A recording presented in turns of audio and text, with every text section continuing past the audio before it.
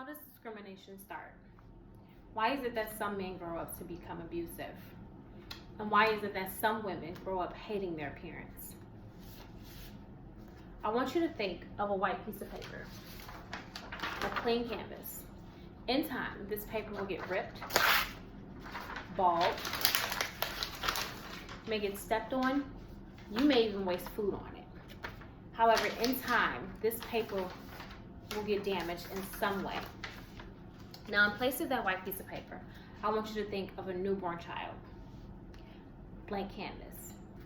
In time, the parents will instill morals and values into that child that they believe are beneficial, but can actually be a hindrance to their future. Now, regardless of the way you parent, the way you react, respond, and interact with anyone plays a massive role in the child's life and ultimately shapes that child to who they will become. My 6-year-old daughter came to me one day and told me that she wants to teach me about slavery. My immediate thought was, oh, what can you teach me, or what do you know about slavery? Her words exact said, white people were mean, they hated us because of the color of our skin, and they killed black people. Now, this particular lesson caused her to look at white people or Caucasian people differently. Their viewpoint, someone else's viewpoints and frustration at a particular race were reflecting off of her. And I've worked with kids for years, and I've had the chance to see firsthand how a parent's or a guardian's behavior affects a child's behavior. The child environment plays a massive role in who they will be or the morals they will have.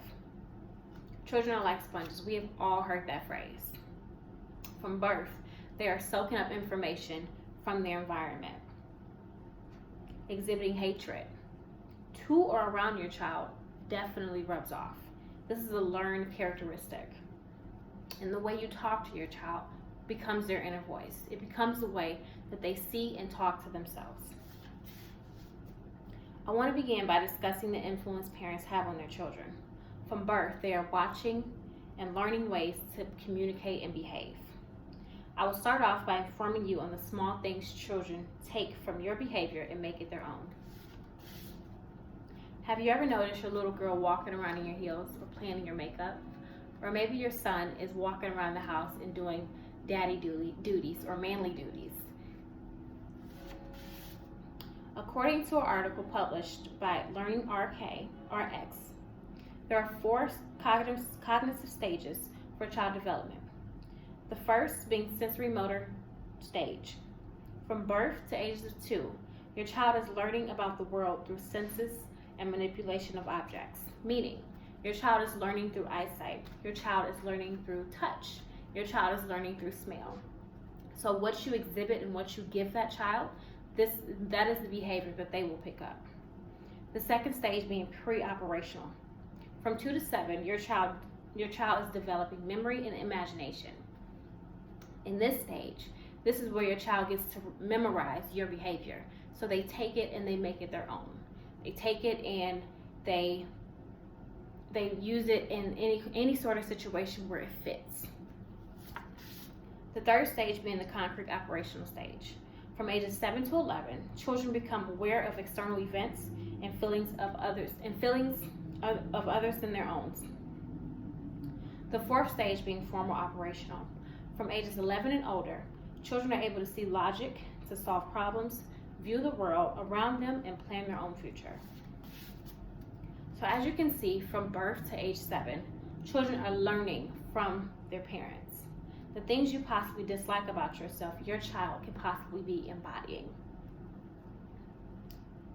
Emily J., author of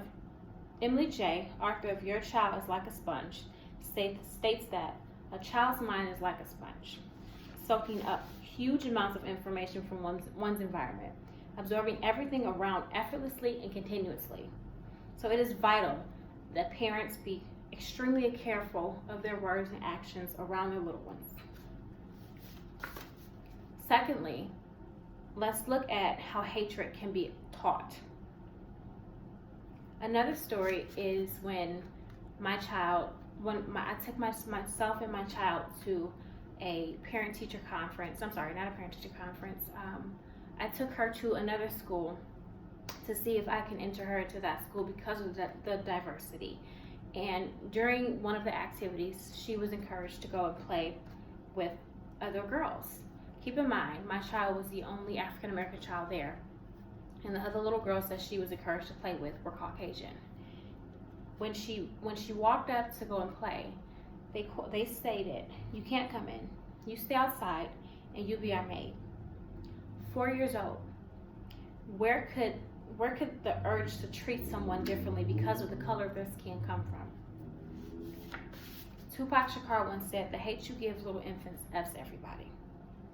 In the 21st century, discrimination is still very much alive.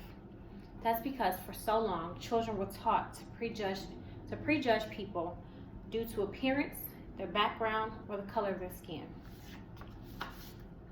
An article titled "Teaching Hate, Learning Hate" by Steve Hodge. He states, "Children happily play with one another, with other children of different races and religions until they are told not to. To hate specific groups of people, humans must be taught hatred."